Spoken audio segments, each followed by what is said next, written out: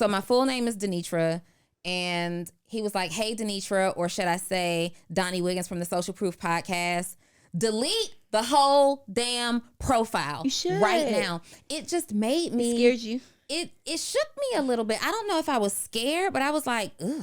Welcome to another episode of Full Transparency with Donnie Wiggins. I am here where we give you the raw, uncut version of all topics around entrepreneurship, personal development, relationships. We get juicy around here. I'm not bringing you any fluff. I want to hear from entrepreneurs, and I want you to hear from the entrepreneurs, the real on their lives. And I got one of the rawest in the game sitting next to me right now. Your girl is, y'all have heard of her before, okay? She is loud to death, and make sure that her voice is heard in all rooms. Let's give it up for Sonya Lewis, Miss Student Loan Doctor. I'm excited and nervous to be here. Why are you nervous? We don't know what's going to come out, but we know it's going to be good. It's going to be fun. Right. So we don't know what's going to come out both ways. So I love it. This is good. So I'm going to go ahead and get started. You ready? Mm-hmm. All right. What have you been hiding from the world? Oh, you're just going to go right in. No chaser. Jesus. What have I been hiding from the world? What have you been hiding from the world? This is good. I think that I've been hiding that I have a couple personalities. Really? Does it sound weird out loud? Like clinically? No. Well, who knows? Well, the thing is, I think that there's an IG personality, right? Okay. That I think we have to live up to when we're in this world. Then I think there's Sonya, right? That I think some people know. And then I'm super, super spicy. Her name's Sasha. And Sasha's been having this urge to really come out a lot lately. But I just don't know, like, if the world is ready for that version. Okay, who do I know? Well, I think you know Sonya. Okay. And I think you've seen the Student Loan Doctor. Okay. I see the Student Loan Doctor online. Yes. For sure. In real life, we vibe. So That's Sonya. I got Sonya. Tell me about Sasha. She is spicy as ever. Like Swinging from chandeliers, or not promiscuous. No, well, but that don't have to be promiscuous. Yeah. No, that was the college version. No, I think I think this version of Sasha is very like, I don't give a yeah. About what though? A lot people. I think sometimes about this whole entrepreneurship thing. I think about I think the money has changed me a bit. Oh, yeah. For the bad? A little bit. Okay. I have these moments where like, it's really bad out loud, but it's like, I don't gotta live like that. Like, and I just know like I could pay my way out of something. I know it's so bad out loud. I told you, but she lives. So I think the world doesn't know that version because I do a really good job of keeping her like in the tuck. But why are we hiding her? Is Sasha who you want to be more of? Just a little. Because I think that as I get older, my patience is less. I think that it is needed to come out because I feel like as you grow in business, as a leader, as an entrepreneur, well, not even just entrepreneur, a business owner, I think that she needs to come out to play a little more.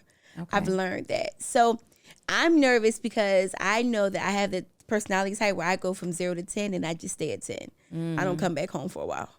Yeah. You are always on go, for sure. Like even as Student Loan Doctor and Sonya, you are always on go. Yeah. So who gets to meet Sasha? Well, if we're dating, she comes out, you know. I think that person gets to meet her. I think my team, I think Sasha flares.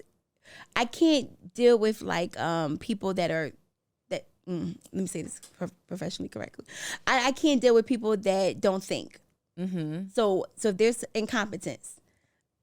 Jesus Christ. Okay. Yeah. I feel you on that though. I have no room for that. Yeah. I have patience for people who still need to learn and understand, but I have a very, very, very short fuse for like just dumb stuff. Yes. Yeah. So I've seen recently in my business structure, I'm very more likely to let you go if that keeps showing up. Whereas even if we've been together for years, like I just don't have the tolerance anymore. Are you still slow? See, that's not good. Like I have a lot of monologues that go in my head all day. See?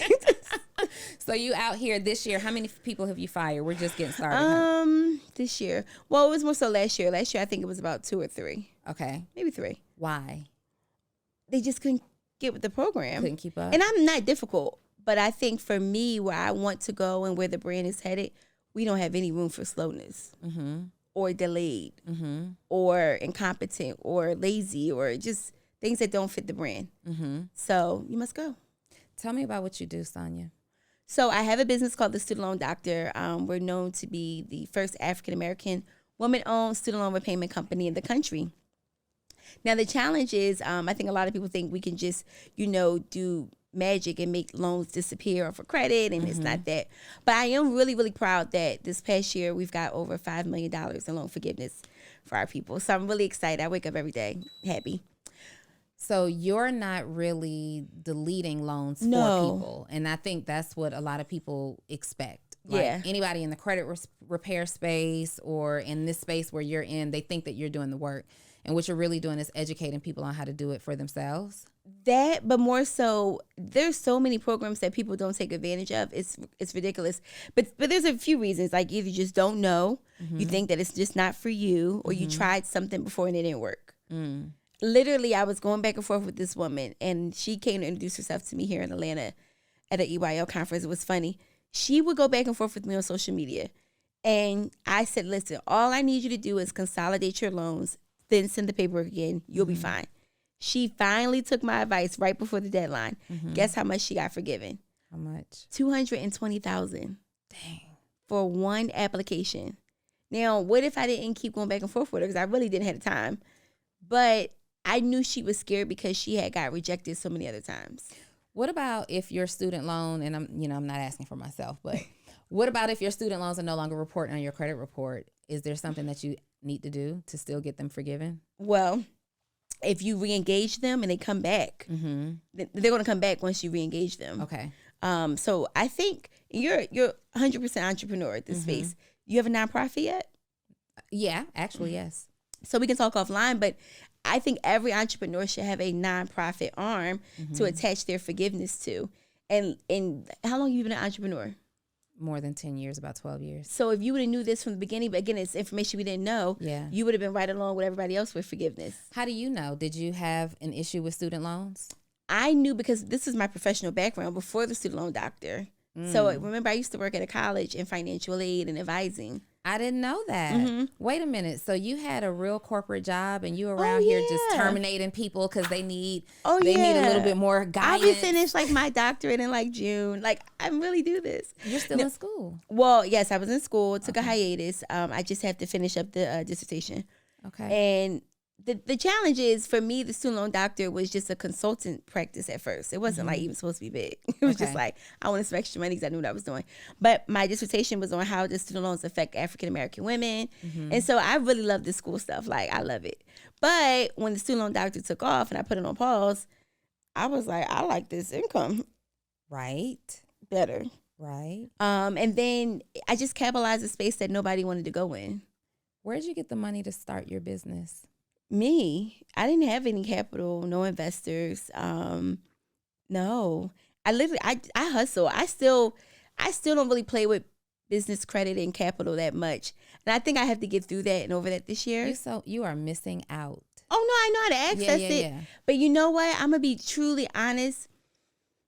I have to work through this, and I do talk to my therapist about this. I don't ever, because I was in debt at one point really bad. I don't ever want to go back there. I don't sleep well. It flares my lupus. So just imagining taking all that money again, like, I don't know. Like, that really does something to me mentally. Yeah. So I like cash flowing things, and I know it's not beneficial, obviously. Right. But I have to work through that, and I don't be feeling pressured. No, I feel you on that. So I don't know how much of my story you know, but I went through the first recession of my lifetime as an adult back in that 2008 to 2010 period. And I lost everything, like foreclosed on my home, cars repossessed, everything gone. And credit couldn't save me at that time. I didn't know how to use credit at that time, right? But my credit obviously went straight to hell as a result of that. And when I finally started making some money and finally started getting my life together, I convinced myself that I was living this cash only lifestyle. Yeah. Like I'm the queen of cash, walking around here and just sounding not wise. Walking around here sounding extra stupid, right? Because it was just a lack of understanding, if we're being totally honest. Yeah, it was a lack of understanding about how to leverage it. And I literally just learned how to leverage credit in the last 5 years, like for real. So I have it. It's available. I think when I start to play with it, I don't sleep the same. It's not paid off. And so there are some big projects that I want to do this year. And so I know I have to work through this headspace like ASAP. Yeah. But to be really honest with you, and I was talking to David about this, I'm at a space where I don't feel like I have to keep up and compete like I was, I think, a few years ago. A few years ago, you know, I bought the Lamborghini and I moved to Miami. Every day was a movie. And I don't feel like I'm necessarily in that same headspace. Wait, you moved from Philly to Miami. Why? Well, okay. There's a few reasons. There was someone I was dating that was like enticing to be up under him a little more, to be totally honest. And then second, my asthma had gotten so bad in the pandemic in Philly. I don't know what was changing the air. I don't know. Okay. I found that every time I went to go visit Florida to visit him, I breathed like no other. Like my lungs was like, girl. And so if you have anybody that's listening that has asthma, they know what I'm talking about. Like your body is going to do different things in different climates. So I remember calling my doctor on FaceTime, like, I think I need to move here. She was like, well, won't you just stay a little longer and see if you're really having a nice reaction? So I did an Airbnb for a few months. And I'm like, I don't want to breathe anywhere else. And for me, because as a public speaker and someone that's online and doing conferences, when asthma's bad, I can't talk. Gotcha. Or I'm coughing every 10 seconds. And it's just weird. So long story short, I was like, let me just live here. Okay. So my health has gotten a lot better since I've moved there. And maybe my mental health too, because coming from Philly to sun in Florida to a Lamborghini being a normal thing to drive versus me having to keep my 45 on me in Philly, there's two different mental health things that are happening there. Well, talk to me about it, because it sounds like you were dealing with a little bit of imposter syndrome when you bought all of this. Like when you... Yeah. So when I decided to move to Florida, my money had changed significantly around the same time. And From what to what though? Well, I think when I was in Philly, I was doing maybe about $30,000 to $40,000 a month. Okay. Then they had the main responsibilities, just a few team members. And then when I moved to Florida, it was maybe like between $1,000 and $150,000 a month. Okay. It had just changed Significantly. Yeah. Okay. So now that money is changing, I needed to hire more people because now we need to fulfill different things. I don't like talking directly to people, so you know. And then I was like, I want to take advantage of this Florida lifestyle. If you go to Miami, like you're in somebody's movie. You're not. It's you. If you live there, you have to literally remind yourself you have to still work. When I first moved there, my first month of living there, I literally was having mimosas every morning on my own.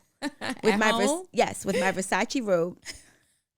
And my pool was like right there, like child. Like, were you doing the Instagram videos and stuff? I think I was a little bit, but I just was so like mesmerized by the whole thing. Yeah. And luckily I had cash flow that sustained still, but I was like, girl, you can't, this is not sustainable. You can't live. It's so easy to fall in the trap of like getting to a place in your life and then not being able to stay focused on the main thing. Who were you listening? So when you moved to Miami, you bought this Lamborghini. Who were you watching or listening to? Well, I mean, my good friend is Nehemiah.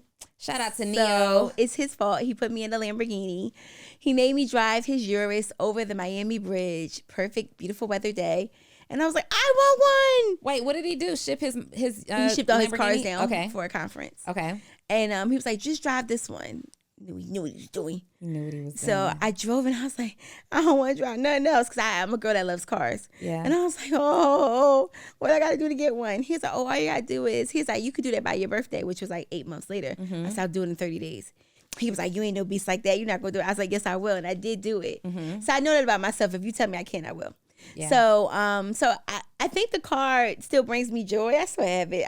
I don't know. It's not the same joy it initially brought me. So what car would bring you joy right now? I heard you talking to someone earlier and you said something that's nice and paid off. See, again, I think for me, I'm out of the like the show me phase. I think for me, I don't know. Is it a G-Wagon that's paid off? Is it I don't know. I don't actually really honest with you.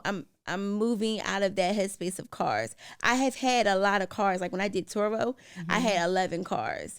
Like right now I have 4. Like I think I'm a little. My favorite though still is my Tesla. Let me ask you. I'll never get rid of my Tesla. I remember I was driving a Chevy Equinox for years. Yes. Right. Even as a very successful entrepreneur. That was me with the Camry. And right. And I let David, like you let Neo, I let David convince me that I have to get another car. You got to get another car. It's time for you to get. I just bought a Mercedes. Okay. And I bought a Mercedes SUV, and it's not the G-Wagon. It's not the baseline, but I bought a Mercedes SUV. The only reason I bought that car, Sonya, well, David was trying to convince me that I needed it. I don't succumb to peer pressure. I had a mentor 2 years before David that said, your money is going to stay the same until you get another car. Like, the story is not believable. This is literally his words. Yeah. The story isn't believable. You can't be riding around in this Chevy Equinox and you're talking about you're making hundreds of thousands of dollars at that time. And so what ended up happening was, this was in 2020. This was not long ago. My daughter finally got her driver's license at 18 years old. Gave her. And for Christmas, I just on a whim decided to go buy her a Mercedes SUV, right? So I pull up to the Mercedes dealership. I'm in my Chevy Equinox, and I go in. I'm like, I want that car. I don't have a whole lot of time for dealerships. Give me that car. And the salesperson says, are you going to trade in your Chevy? Are we doing a trade-in? And I said, oh, no, that's my car. This one's for my daughter.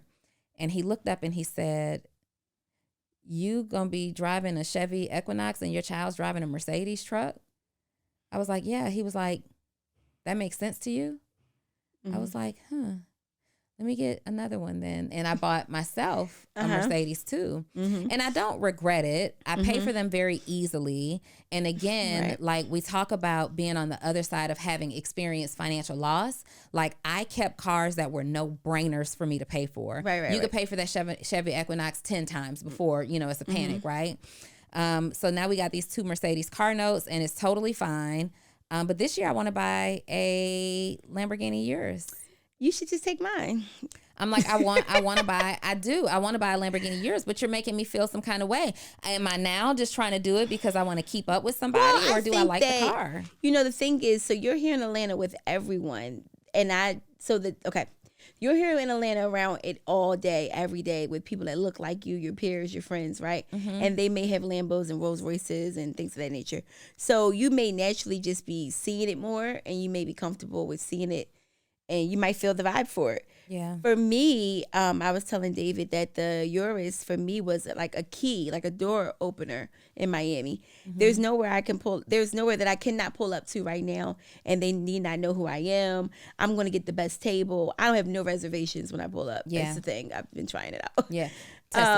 It's really a thing. Like, it definitely starts the conversation. It changes the conversation. It changes the conversation. I mean, even in my car now, right? When I was driving the Chevy Equinox, I pull up and you treat it real basic. It kind of helped that I looked nice, so I wasn't treated like basic, right? But you're still a little basic, you know what I mean? And now just pulling up in what I pull up in now, the conversation is different. I can only imagine what it would be in a Lamborghini, but no, I don't think for me that I'm keeping up with any image.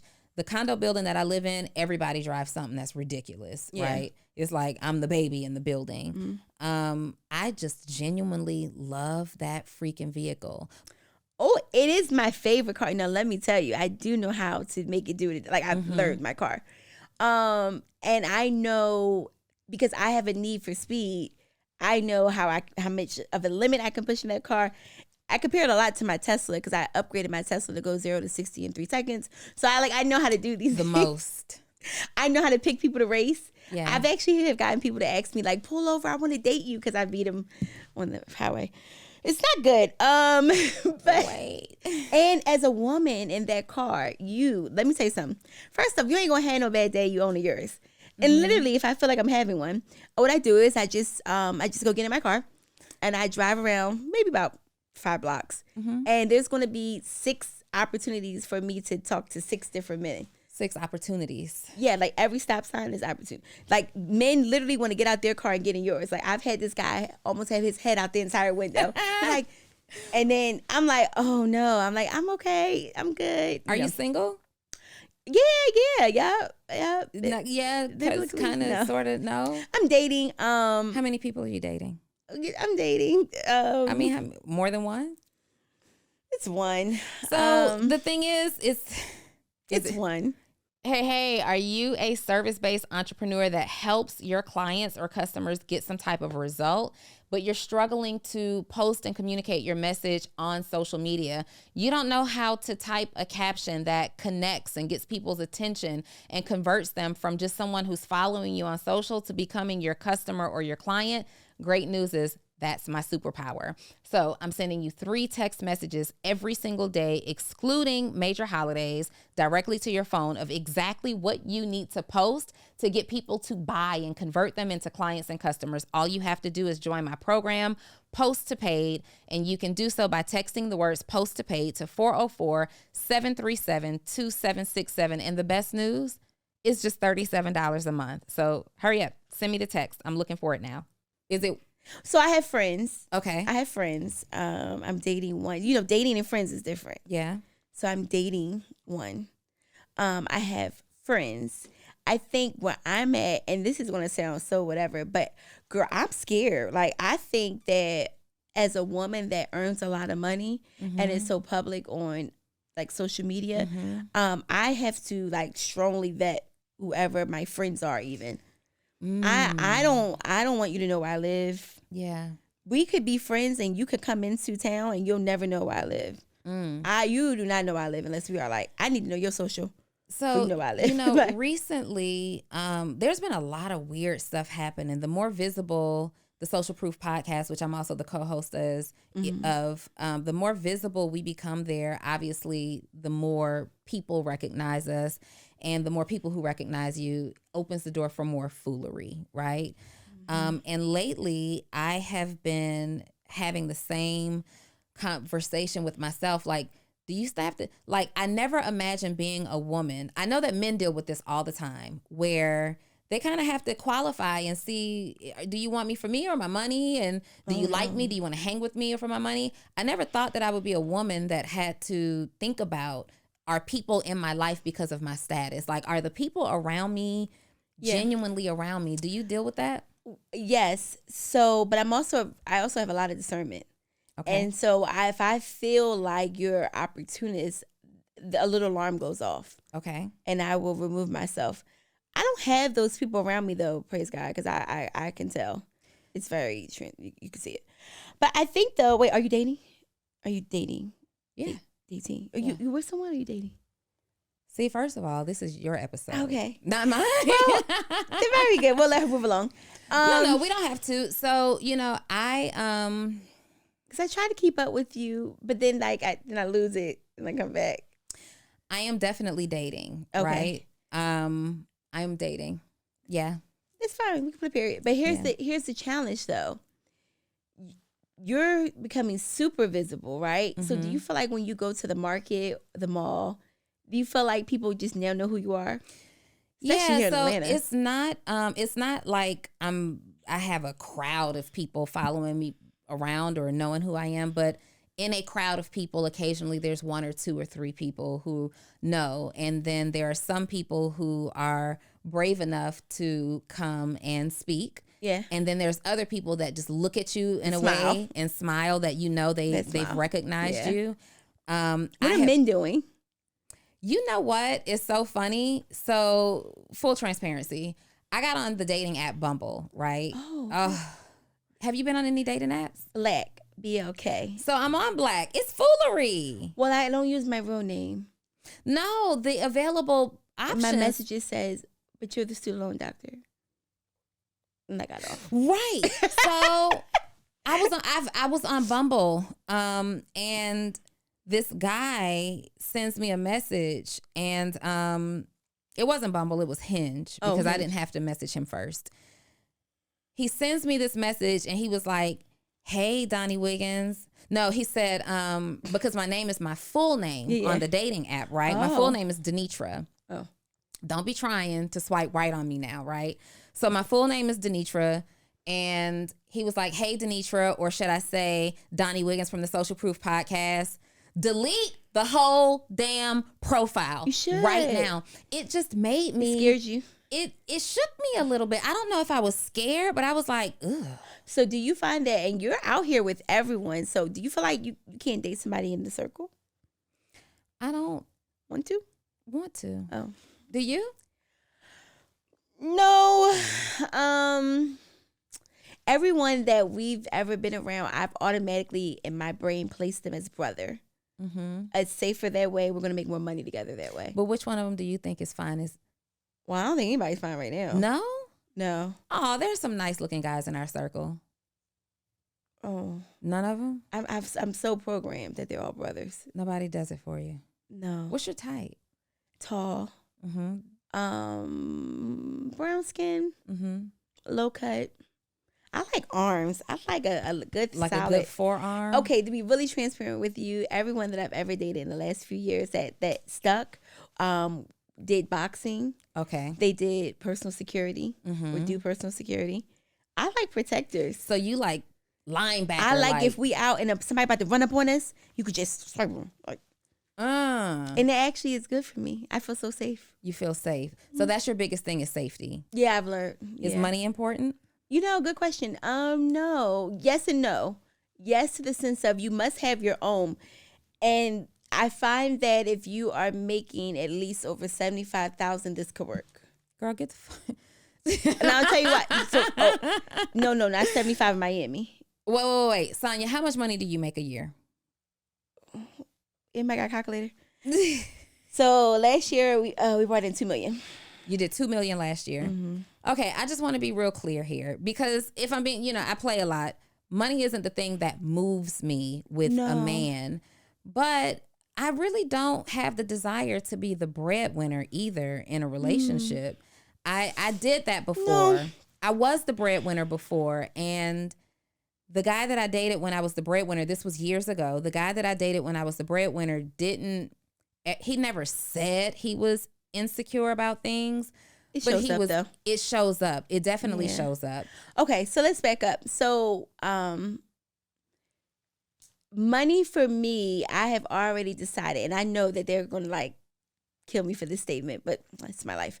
I've decided that I'm probably going to be the breadwinner. I don't want to deal with someone. I've dated someone that made what I made, and I didn't like the ego. Mm-hmm. It's going to be somebody in the room that's going to have to have it bigger. Yeah. And it's probably going to be me. And I know that sounds really, let me back up. Let me say it differently. No, say it the way you mean it. I am a woman that has a lot of projects, a lot of travel, a lot of always having something. I need someone that can support. So you ideally want a man who is in a position to easily give up what he has going on and come and support you and your Or let me add an addition too. So for example, let's say you were into trucking, right? You had trucking going on. I know I can put some trucks behind what your trucking situation looks like. That's more money for me. That's money for you. I want to do something together. I love relationships that are collaborative. I feel like that's not together. I feel like I'll be an investor.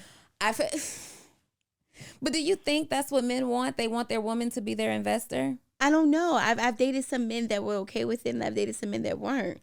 I don't know if I feel like what you're describing is together, or if I feel like you are targeting a type and saying, I will turn you into what I want you to be. I'll enhance.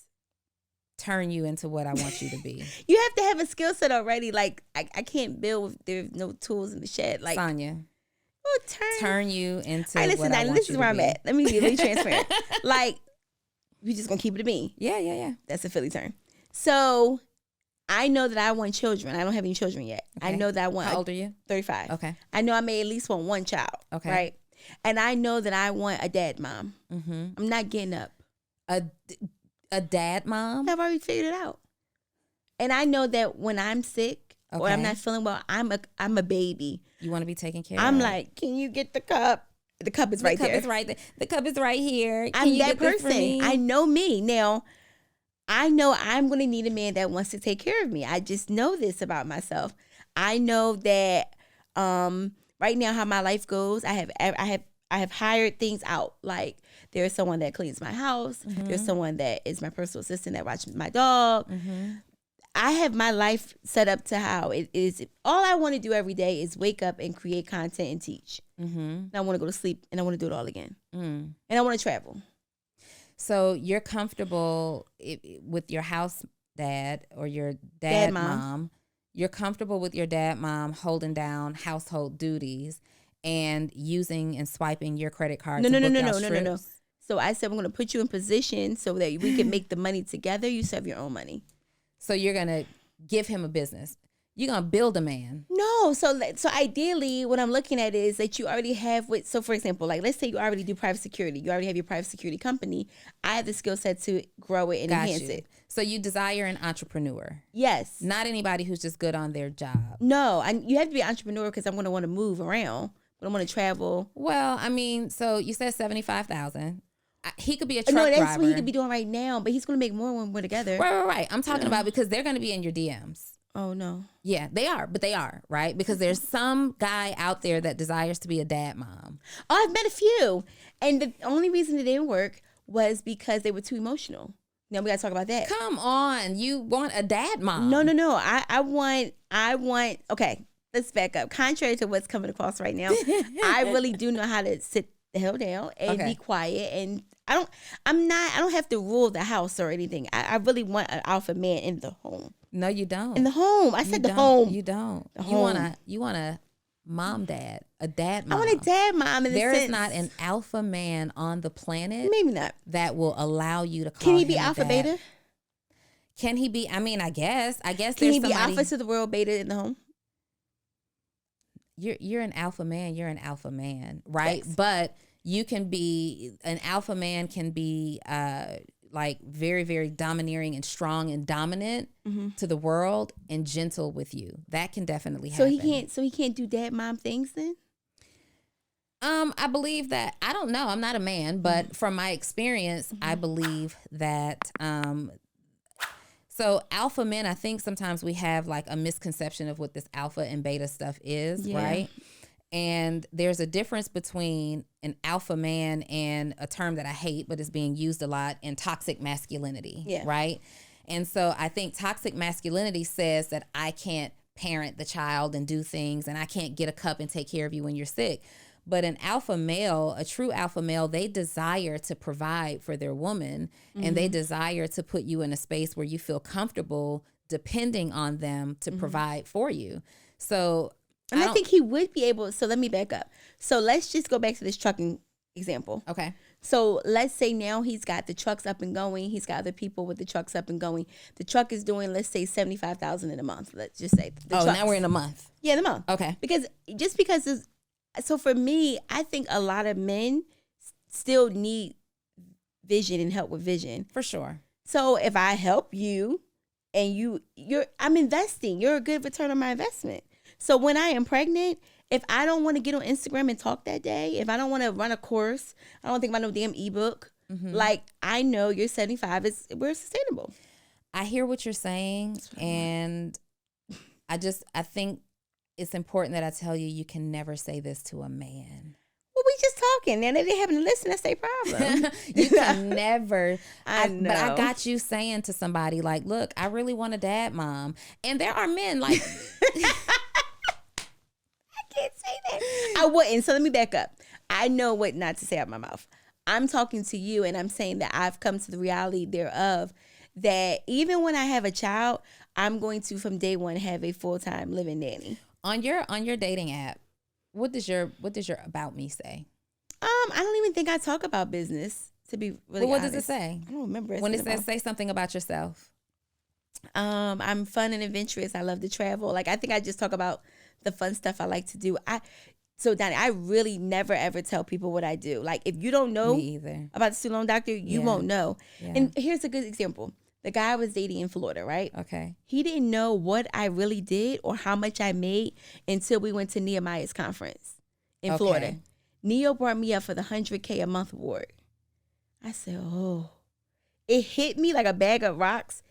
This man does not know how much I make. But he knew you drove a Lamborghini. I didn't have the Lamborghini yet. Okay. I think I had remember I only moved one of the cars down at the time. I had moved one of my cars with the top off. I don't know. But the point is, he didn't really know. He just maybe knew. Mm-hmm. Like I had an Airbnb in a really, really nice location. Yeah. So he had an idea, but we never talked about money. We barely talked about what I did. And it was okay. Mm-hmm. And then when that 100K, honey, and that ward had to come home with us in the car. Oh, it was the slowest drive home. What did he say? He was like, so you ready to talk? And I was like. How long were y'all dating before that? Well, maybe about a year. Oh. Yeah. And he had no clue. What did he think you did? I think he knew about the student loan doctor, but he didn't know how big. Remember at that time, I wasn't posting about anything flashy. Got you. I was content. Okay. Get these loans forgiven. Get these loans forgiven. So, I said, okay, well, let's talk. Like, now this is what's going to be. Mm-hmm. And then I just, felt comfortable to ask him certain questions at that point. I mean, at this point, I'm on mine's. Oh, my God, I cussed Neo out so bad. Because I remember thinking, like, why would you have him do your detail that day? Like, I thought Boo knew. I'm like, no. Oh, my God. How important is being in a relationship to you? I know you want a baby at some point. No. Let me be clear. I don't just want no baby. I want a husband, and my husband is a reflection. The baby is a reflection of my husband and I love. I don't have to have a child. I got a dog that I really love that gets health insurance. So if I never would have a child, I think I would, at this point, I would genuinely be okay. For me, I never woke up, and I still don't feel that way. Like, I need a baby. That clock has never started. Mm-hmm. Praise God. So, but I know that I do want a husband. I know I am not fit for this world by myself. Like, there are things I don't really want to do. I don't want to learn about a drill, but I know how to work one. I don't want to know about light bulbs. I know how to do it. I think I'm talking to Sasha right now. You might be. It's just things I don't want to. Let me reintroduce my guest, you guys. Joining me today is Sasha, formerly known as the student loan doctor. She's arrived. No, Donnie, like, all jokes aside, I know that I want a healthy marriage, and I want I yearn for partnership. Like let me say about what happened earlier. Like, so I like men that you can communicate with, mm-hmm. that are your friends first. Mm-hmm. Now this is the kind of conversation that a man will respect. Well, that's the conversations we have. Yeah. I'm looking for a partner, someone I can be friends with. Yeah, and I'm always at night. And if you're my person, I'm interested in making you better. Like, I'm so serious when I say this, and particularly, and I feel like in our community, I think that there's not a lot of people that genuinely invest in other people's success. Mm-hmm. So when I met somebody like Nehemiah, like, he's my brother, he didn't have anything to gain from me helping me get to the millions. For sure. At this point now, like, maybe it's different. Like, inside this program. Yeah. But in the beginning, no. We were in the trenches and we just went the hell out of Philly. Mm-hmm. So, like, that respect I have for him, and I know that I try, if possible, to be that way for others. Mm-hmm. So when I'm dating someone and I just feel like if they just knew about, or if they just had met, or if they could meet, and I leverage you and I give you that opportunity, don't fumble the ball. And I'm at a place now that if I am dating you and you treat me like I'm not a unicorn, I'm out. Because I am one. Were you this way before you were rich? No, I've went through a lot in the last few years. I've lost 100 pounds. My money is different. So I think my confidence has changed.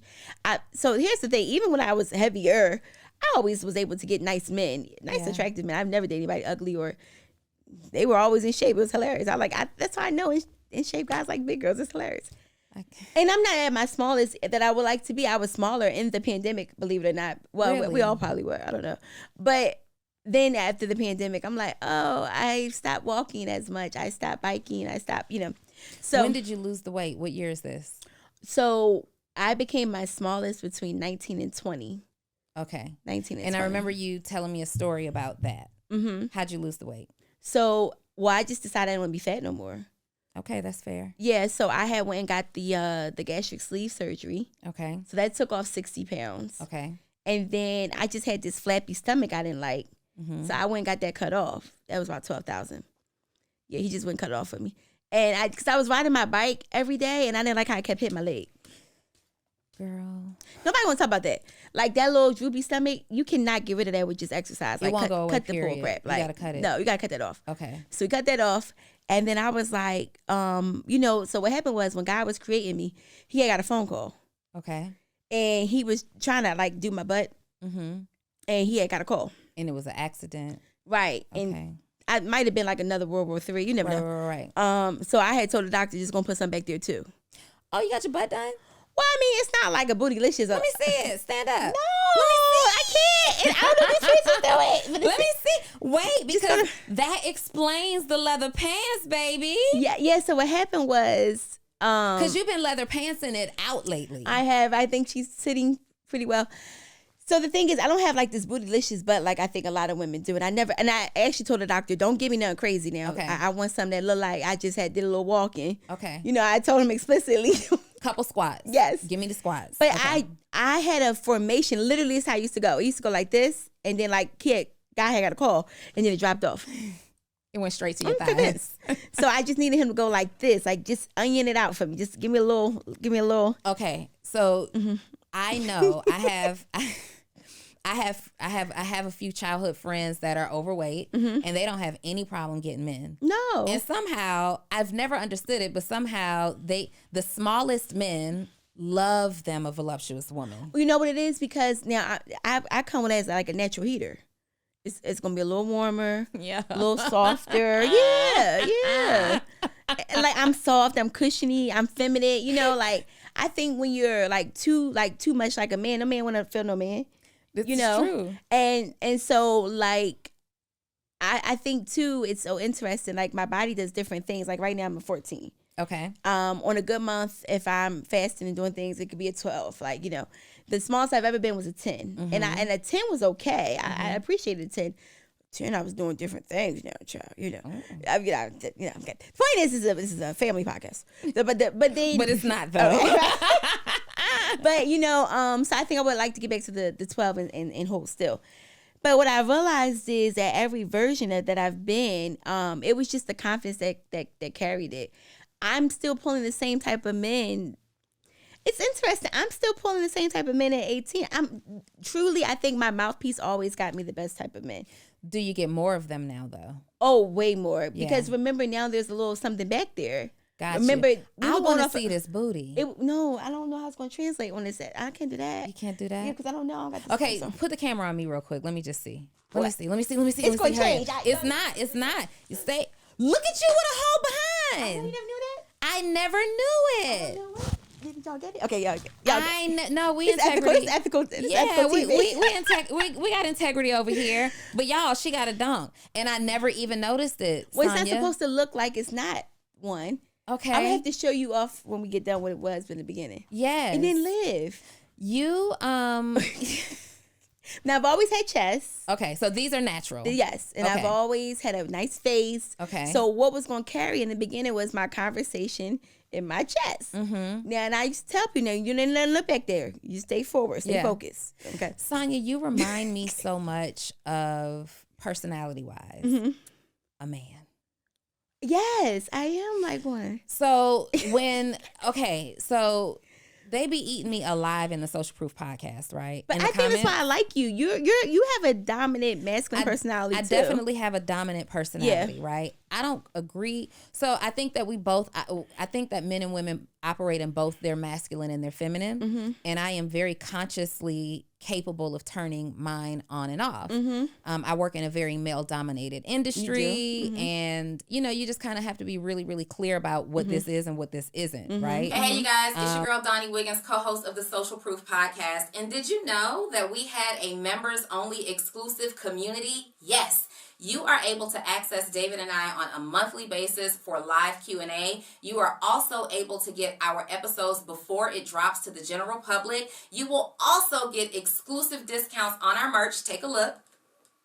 And not only that, you're going to get the behind the scenes footage of what it looks like on Social Proof. I'm talking about our bloopers, David and I as CEOs operating our business. You'll even get behind the scenes of some of our successful friends. And you get access to this from $5 to $40. You choose your membership access, general admission, family admission, or VIP. We cannot wait to see you on the inside. Click the link in either my bio, the bio of the Social Proof Podcast Instagram page, or go over to David's page, Sleep is for Suckers, and hit the bio there. Any way you access it. We'll see you on the inside. And also, you know, when you're in a position of leadership, that's a masculine trait in itself. But I'm also incredibly feminine, and people who know me on an intimate level are like people who grew up with me, they know, but people who get to know me are typically surprised over time. And in the comments, you know, sometimes they'll say, oh, Donnie and her masculine energy and blah, blah, blah. And I'm sitting across from you. And so me and, you know, people who are close to me that I may be sitting with looking at these comments, they'll be laughing like, if only people knew the real you. If but only that they is knew. me. So, girl, look, I am sitting here across from you. I'm like, this is a whole dude. Like you, but the things that I would tell my homeboys about like why you might still be single or why you might be attracting the wrong, like I will tell them, you lead with money, and you cocky AF, right? Sonya, you cocky as AF. But here's the thing. Am I giving it to a man that I'm interested in? No. So hear me out. I wish we could have somebody on here that. And I just want to be clear that I love you like crap, right? No, I know. You are my girl. But I'm sitting here like, yo, so is this what I'm giving? Well, so let's be clear. If there was a man that I was talking to that was interested in this room, first off, I would not say half of this. You wouldn't be doing any of this. No. It's because I know that it would be. We just talking. Yeah, it's just me and you and the world. We're at lunch right now. We are at lunch. You know what? I think I'm going to start actually having lunch. Yeah. No. I don't know. We don't want to be chewing on camera. We still working through the details. But if I was in the presence of a man that I was interested in, and there's a key word here, because I will brother you real quick. Gotcha. And we will be homies in this joint. Like, for sure. But if I was like, oh, no, wait a minute now. Like I would package it up cuter. My voice would change a little octave. Yeah. I think I would be a little daintier, you know. And I think that why I have good success when I'm dating or with someone or in a relationship is because I do feel like I can give you that friendship vibe but still be feminine. But here's the thing, like I'm just gonna be honest with you. I think that men right now are still trying to figure out who they are. Like this social media stuff. That's a fact. And these memes. That's a fact. And these city boys and all this like. And these relationship like child, podcasts. like Lord, if my husband around the corner just sent me a smoke signal, like this right here is a little scary because I think men are, what was it, his name? Kevin Samuels. Kevin Samuels, God bless him. So I think I always had appreciation what Kevin Samuels used to talk about. I've always just thought his delivery was wrong. Okay, we agree. I think that if and I know that there's new people that are Kevin Samuel coming up right now. Shout out to them. If it is just packaged in a way that women could digest, whether they care about that or not, they're gonna have way more success than Kevin Samuels did because every woman does want to hear the truth, but it's the delivery of your truth, if that makes sense. The stuff that Kevin Samuels would say, for real, if you would get out your feelings, ladies, and go listen, you could go improve. But he said it in such a way that it turned you off. You so emotional, your ass ain't never listened to it. Yeah. When I used to listen, I'm like, no, this is good. This is good. I'm like, no, I gotta write this down. You know, and the thing is, I would say to myself, like, I don't think I'm no 10 now. You know, I don't know if I'm 6, you know. And it used to make you think, like, what are you, right? Like, how do you, and then who are you going to attract? So anyway, long story short, I just think that for me right now, dating is just one of those things that I promise you, I give it some headspace, but not a lot. My purpose right now is way bigger than being laid up and dating. What is it? Well, I'm responsible for 10 people. Like, my payroll is huge. Like, so I think about the 10 people plus their kids, plus the parents they take care of. So I don't really have time to be in the headspace about no man right now at this place. Like, so I think that if you're in my life, you gotta be easing the burden. You can't add to it. Like if you, and this is gonna sound like a man again, but if you're presenting yourself as a liability and not an asset, you will go. Yeah. And that's very masculine to say, but I'm. Yeah, I mean, it is a masculine comment, but I believe that that's true. I don't believe anybody deserves, male or female, I don't believe anybody deserves to inherit a liability in a spouse or in a significant other. We all want somebody that we can learn from, glean from, depend on. And that usually doesn't come in the form of a liability. So I don't necessarily disagree with you. But people show up who they're going to be after the honeymoon phase. So that's, I'm always interested, like, who are you 6 months from now? But again, I'm really enjoying my life right now. Let me ask you this. So people do show up in the honeymoon phase. What do you do differently in the beginning that doesn't show up anymore in 6 months when you're dating? Well, maybe not as much. I've perfected some things, but I'm very like lingerie conscious in the beginning. Like, I'm sexy. Yeah, I'm like, let me see how this gonna fit. I love to cook. Okay. So I'm probably going to cook you down. Okay. First off, the joke is if you're dating me, you're never hungry. I think about your breakfast. I think about your lunch. I think about your snack, and I think about your dinner. And even though I'm coming off as one way, food is my love language to a man. Sure. Now, I'm not going to like clean your clothes or nothing now.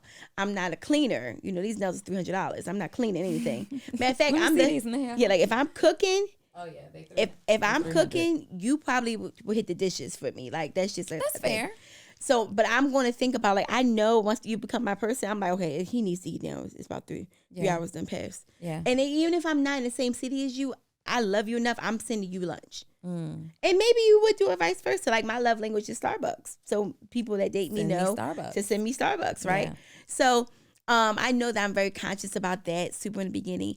I know that I like fly stuff. And I know that I know how to make a movie. I have Amex points ready to go for movies. And I think if I really like you, like, I just needed a break. Did you want to like hit this 5-star? Like, I don't know. Now, of course, I believe a man paying for some things. So I'll say, well, if you can grab the airfare, I have everything else. But everything else was on point. So I don't feel like Anyway, so I think the first 6 months is always the best time. I really dread when those first 6 months are ending, though. Because then people become who they're going to be. They become who they're going to be. Are you a runner? Do you like run away from friendships and relationships? Yeah, I do. As a matter of fact, I might be doing that right now. So I've learned that because I have options, money allows me to go. Like if this doesn't serve me anymore, I will pick up this whole production. I will have movers come and pack it up. I will break the lease and pay the difference. I will go. Is this attached to any type of trauma that you're healing from? Maybe. I think that I've learned a lot about myself in the last few years because of my expensive therapy. I've learned that my dad, I'm really jacked up by that. But I mean, I have to forgive him. My dad is going to be the greatest friend, Donnie, but we're never going to be father and daughter. Right. Just going to let that go. Okay. I can't even call him for father and daughter stuff. He clams up.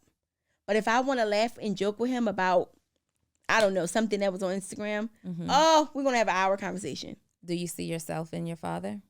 Oh, so actually, someone I dated met my father, and they said to me, I get it now. I get you now. You're your dad. So my dad is an old school player, light skinned, tall, used to be football size, hazel eyes. And my dad was at the table, like talking and I was thinking like, oh, this not good.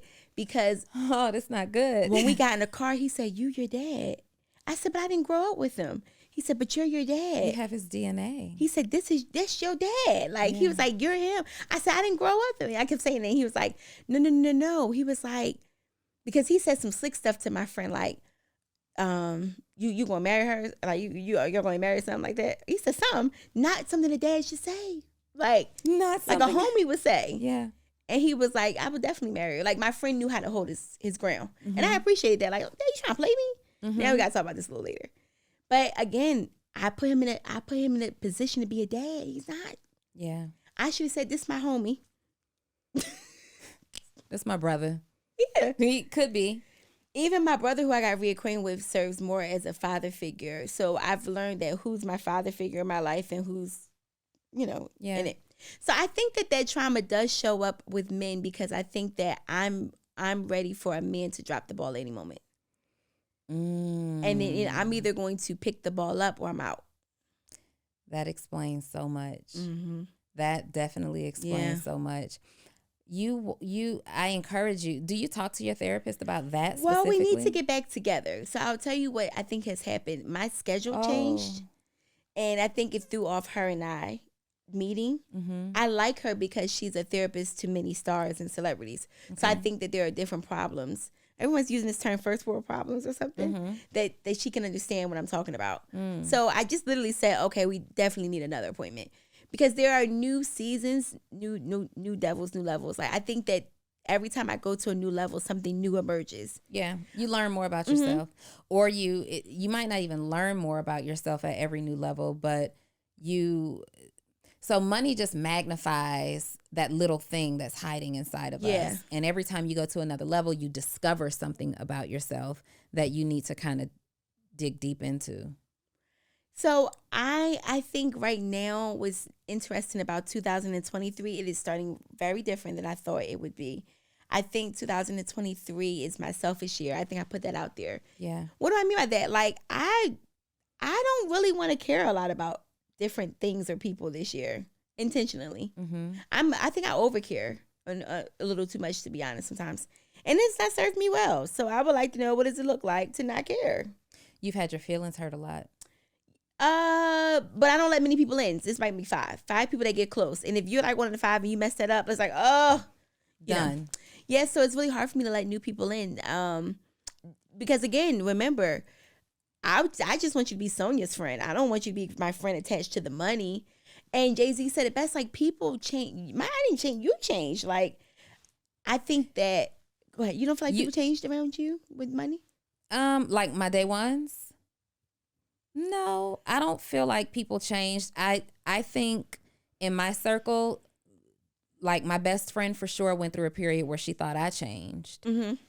And it was maybe because I, started hanging with other people that became like my accountability circle, and I just had to we had to have a conversation and understand where we are. But she did, go through a period where she felt like I had changed, and it wasn't that I changed, I just grew at such a, well, I did change. If I'm being totally honest, when you think about it, I did change, but I think sometimes when it's people that we care about, we have a responsibility to kind of do an audit together and say, hey, Sonya, like these things have changed about me, or these conversations I'm no longer interested in having, or let me tell you why it looks like I'm hanging with this new group of people so much. And it can be confusing. So I don't really have a lot of people around me that changed negatively when it came to me getting money. But definitely, because we did change. Like my friends were used to the Donnie that was broke, right? The Donnie that sometimes they had to loan money to eat and feed my daughter and get gas. And now I'm the Donnie that's like, I can pay the bill, I can do these things. So yeah, I mean, so that's my year to stop doing that. So what I realized in these no more credit card roulette. Oh, I never played that game. Okay. Didn't do that. No, but I know that I am quick to draw my card out. Oh, I got it.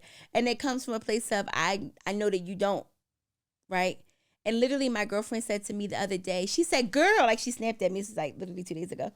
She was like, can I just pay for something? Because again, how my life is set up, I have my assistant that's going to take us to the airport, so you don't got to pay for the Uber.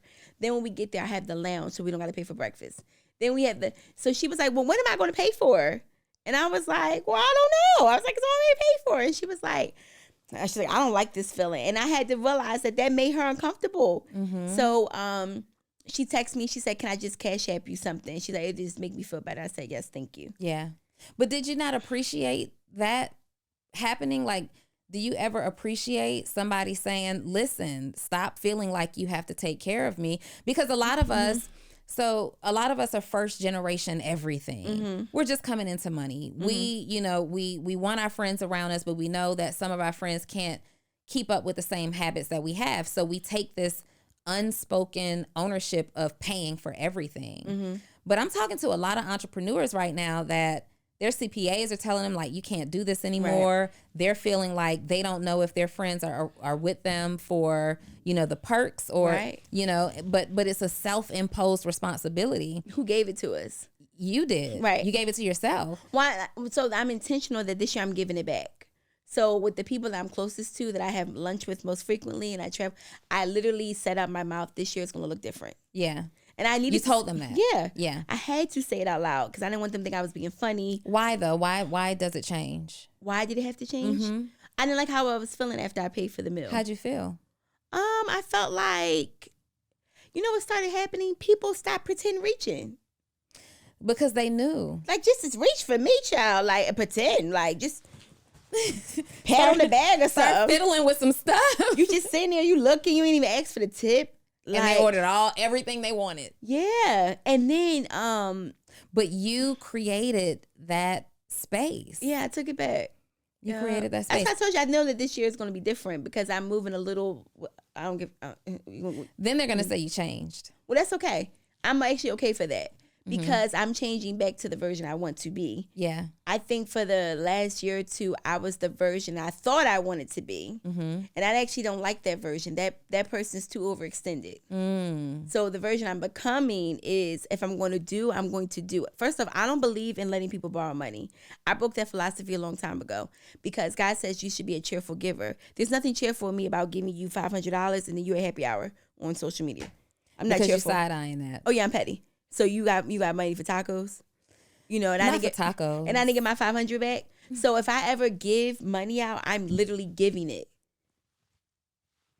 I know it's like going to go above people's head, but I give. No, I get it. You I don't give borrow. without the expectation. I don't lend to anyone because you don't want.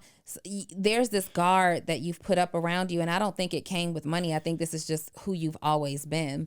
But I think now you're finally just in listening to you're recognizing that. Get back in therapy. Like, that's the best thing. Therapy is so good. Yeah, I will immediately. I think we pay for a lot of things, but sometimes we negotiate that part of like mental health. Yeah. And I just think that there are new things that I'm coming into. Like, I never woke up and said I wanted to have 10 people on payroll. That was never a goal for me. I just wanted to inspire and teach people. Do you think you hired too based on what you saw happening around you with other people that were just hiring? No. I hired I really needed them for need. Yeah, because my mental health was going to the can. I'm hearing that so much, Sonya. Like, I don't want to scare anybody away from entrepreneurship. I really don't.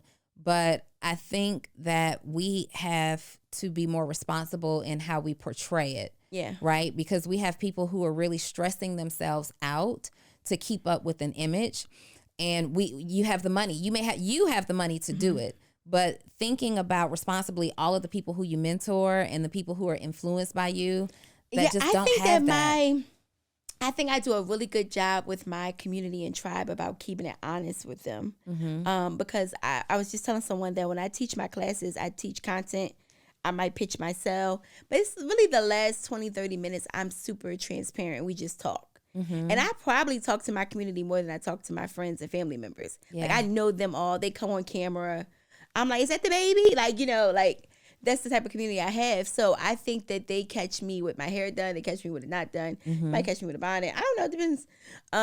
Makeup, no makeup. One girl was like, your lash is coming off. I said, are you here for the information on the lash? And I fixed it in real time. The point is, like, but for me, I think that there isn't enough social responsibility with this entrepreneurship journey that's being shown. I think because we're learning it for the first time. Like, we're just in this space for the first time, and social media just gives us this like open door policy into everybody's lives and lifestyle. And so many people share the wins without sharing the journey, including the losses. And we've got people who are really, people are out there really looking. And if I'm learning anything, like, almost everyone that I've talked to and interviewed, there's a very close relationship to some type of a mental health concern, not like amazing mental health, right? And I think now I may even be shifting my message just a little bit in success and mental health. Like, they have to go together. We have to grow simultaneously in both places. Well, I know for 2023, I'm going to scale back.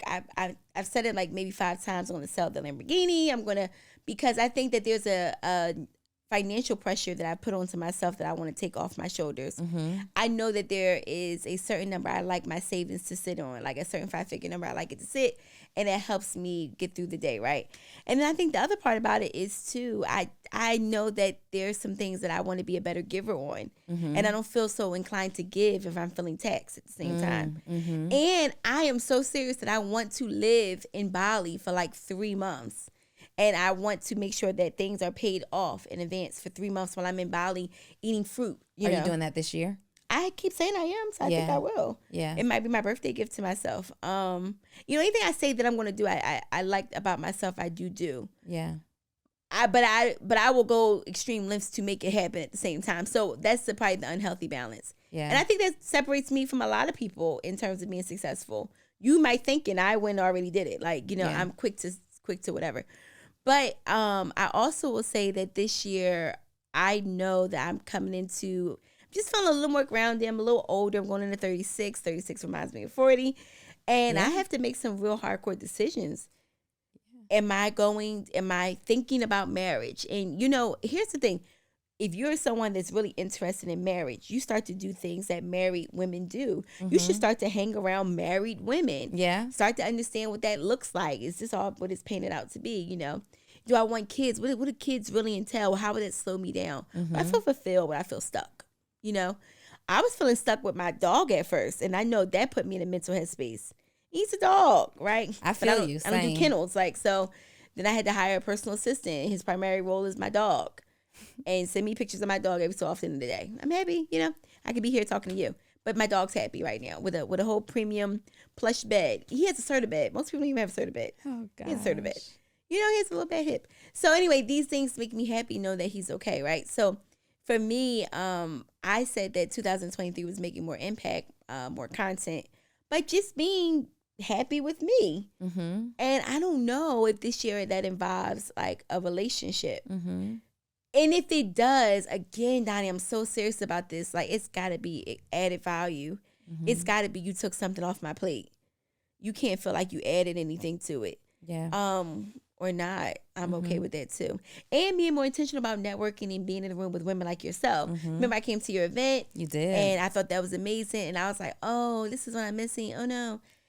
Because in Florida, you could have this really beautiful life, but it feels lonely for me. And I'm not a natural like networker. I'm from Philly. I'm not Joe. I should be. I got you. So going into these networking events in Florida, it's already very pretentious. Do you find it difficult to make female friends in this space? No. If we're in this space and we're commonly introduced, I think it's easy because I don't come with ego.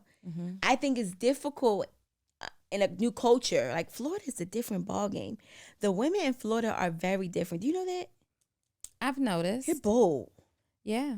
Even with the dating scene. I've only noticed it in dating. I don't know many female entrepreneurs from Florida personally. Yeah. But I have definitely seen women in the dating scene or out and about. Like, we've done conferences and everything, and all the guys and I'll be out, and they have no problem making a move. I was like, the guy I was dating out there, I was like, I'm going to go to jail. Like, these girls don't care. Like, puppy, me good. And hands is all on shoulders and chest. And I'm like, I am not standing here. Oh, honey. Like, oh, look, lucky I knew the Lord. So I said, and I explained to him, I said, see, you don't know me. I was like, in other versions of me. Right. I was like, if you don't cut that short, we're all in jail. All of us.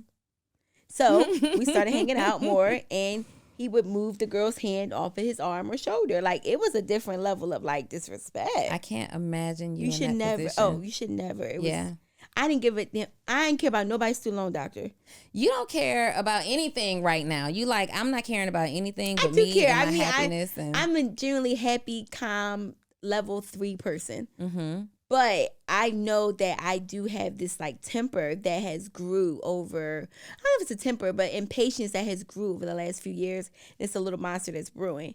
And I will go to a 10 if I feel like term is playing in my face. Yeah. Playing in my face in business, playing in my face in relationships, playing in my face in friendships. A 10. Do you enjoy being that way, Sonya? On a 10? No. Yeah. I'm a 3. When? In life, I'm a 3. I have never, ever seen you at a 3. But you know what I love most about you is that you are who you are unapologetically. But you gotta remember, Donnie, when I come to be around you, most times it's around work stuff. Yeah. Like, I don't think we ever just had drinks, right? We did. We went to Soho House in Miami. Well, that was a 3. Think about that. I wasn't as pronounced. That was not a 3. What was that, a 5? You were at a light 7, 8. Well, but remember, there was still work, though. Because remember, there was a purposeful introduction. That is true. It wasn't true drinks. True drinks, I could come down. That is true. That was still work because I wanted you guys to know each other. Just know, right? But a true exciting day is when I can be my 3. Okay. And I like women and men that are 3s and 5s. This version that you get of me, this 7, or I can go to 10, I actually don't like those people. Could you imagine that all day? No. No. So I actually have friends that I know that are true 7s and true 10s of energy. For example, Neo to the world, and when he's with our friends, right, he's a 10. Neo is very often a 10. But I normally, when it's just Neo and I get a 3. That's my favorite version. When he's a 10, it makes me have to go to 8 to match it. And then I'm burnt out. By the time I went home, I'm tired. Yeah. I don't want to teach. Neo is a 10 on stage. Neo is definitely a 3 on a one-on-one level. And you have your moments, but I don't know that I've ever seen you unless you're at a conference and you don't have the opportunity to speak. Yes. But as soon as you open your mouth, you're a 7. Yeah. You're a 7. Well, I'm there for the room. I'm there on purpose. Like even when we saw each other the other day for the brunch, right? Yeah.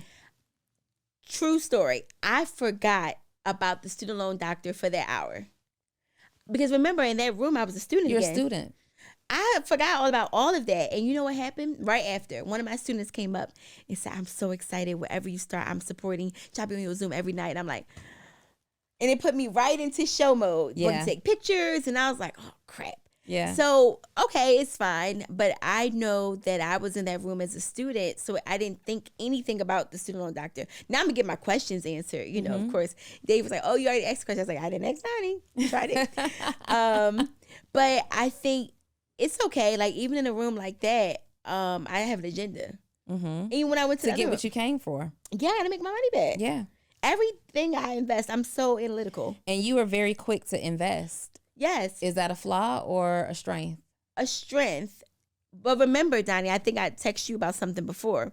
I only get in a room if I feel like I'm going to get my investment back. I understand. I don't just get in everybody's room. Matter of fact, you don't see me in a lot of rooms. Like, I don't. No, because I don't. But every room that I see you in, you're first to raise your hand to make the investment. Because I made my mind up before I got there I was going to invest. Whatever and if it you be is. really transparent with you, I already told myself the number. So as long as y'all don't say that, but that number, I'm going to always invest. Like, this is the number at the highest level. Your event was the number. I don't want to say it because I know you're changing it. Yeah. But you came under my number. He came under my number. Thanks, Dave. So as long as we're there, because I know what I projected I wanted to spend, because I know when I'm going to make it back, I'm okay. But I would have not just invest if I didn't feel like I could. Sonya Lewis, student loan doctor this year. What has to happen in your life? So I'm going to have my own podcast. So I'm going to have you on it. We're going to sit the other way. Let's get it. I don't want to say the name yet because it's not trademarked, but basically it's a common sense podcast for women. Okay. So much as you joke, and we joked about me having masculine energy, I think that this has allowed me to make smart decisions. Yeah. I think that a lot of women don't make the best decisions, especially financially, because they're too emotionally led and driven. And I just think that a lot of women don't have other women they can look up to that are not mean girls, that don't mean them well. So I'm hoping that podcast provides some food for thought. And there's a segment I'm going to do called Things Your Grandmother Should Have Taught You. Oh, yeah, I heard that. You mentioned that. Yeah, like simple stuff like change your sheets. Yeah. I just saw a meme that says single men did a survey and they were saying that they hadn't changed it. They change their sheets like every 4 months or whenever they think about it. And I thought about somebody I used to date that I believe that statistic. That's disgusting. And I would say to him, I'm not staying here unless we put that in the washer and dryer. Because I felt like you didn't change these sheets. So men who only have one set of sheets is a red flag for me. Oh, facts. Yeah. So, here's how we make it an orange flag. Let me get $60. And then I'm going to go order it. Then I'm going to go order these sheets. Or we'll go get them together. And I'm going to go sleep with those. I've had to do that. I think that a lot of times that there weren't women that were in position to raise men well. Yeah. So people didn't have good grandmothers or didn't have grandmothers. Yeah. I just think things like changing the sheets on your bed is a common sense thing, and it's not so common. I understand. I hear what you're saying, but if I have to tell a man to change the sheets on his bed, I feel like I'm digging from the bottom of the barrel. Possibly. It's not a decision that it's not a conversation. Let I'm me willing say to this. have. Think about it this way. There are two versions of people. The one that's outside the home and the one in their home. I always want to know somebody's home version. You take me to your home, I know who you really are. Mm-hmm. I want to know about your dishes. I want to know about your plates. I want to know about your towels. I want to know about your washcloths. Mm-hmm. Like women that are plus size, like ladies, if you are, that's my camera, ladies, if you're over a size 14, you need to go immediately and go get the extra large towel. The 30 by 54, I think it is. Because that regular standard towel, it stops right here. You deserve full coverage. You deserve full coverage. When's the last time you replaced your towels? When's the last time you replaced your sheets? When's the last time you replaced your pants? Like your bras. Oh, I'm so big on bras and drawers. I probably buy bras and drawers more than most people. Because if there is anything off about that, that is poverty. Yeah. Like literally. Like ladies, accident happens, time of the month, whatever. Don't save those panties. Sonya. That's a fact. You were taught that those are my time of the month panties. They became your mom. My mom told me that those are still time of the month panties now. No, we throw those and away. I was like, and I used to save them. Like I had a whole bag in my drawer. I know which ones to put on just in case another accident. That's poverty, right? So I remember like 4 years ago, I was like, the hell am I saving this for? So you deserve a fresh. I threw away any bra that dragged. I threw away any panty that had an accident. Like, this is real talk. And I just decided to buy all new stuff. And even now, I'm like, did that snag? I throw it out. I'm so unattached. Why? Because how am I supposed to go make $1 million and I'm walking around with not the very best on? Does that make sense? I need support. You do. So anyway, common sense. So what that's happening this year, I might move. I don't know yet. I might To move. Atlanta. Yeah. Maybe some time in Bali. Definitely time in Bali. Okay. I don't know if it's 3 months. So we got the podcast. You might move. And what else? And I just need to go ahead and do this. I really want to pay my mom's house off. That's big. It's only $25,000. That's big. That's all that's left? Yeah. Pay that off. I know. Do that this month. I know I didn't. You got it. You know I didn't. I know why. She irked the hell out of me. You know, I know I didn't. I know why I didn't do it last year. I know why, Donnie. Because she wanted all these additions made to the home that came like $40,000. Yeah. Ma'am, your limit of giving has ended.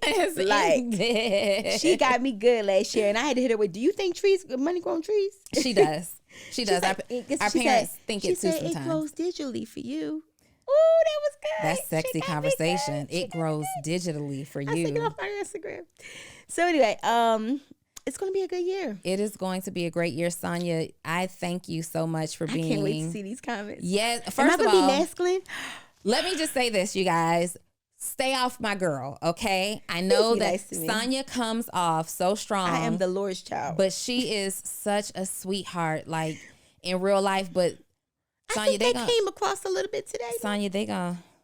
Don't be saying that you're not coming back on full transparency because of what they do to you in the comments. No, if they love the Lord, they would be mindful that I'm still a work in progress. Listen, you guys, Sonya is still a work in progress. Yes. However, your girl knows her stuff about her business and these student loans, like for real. Yeah. I thank you for coming and being fully Thank you for transparent having with me. me. Tell us how to find you. So Instagram, the Student Loan Doctor. I just say Google the Student Loan Doctor. Okay.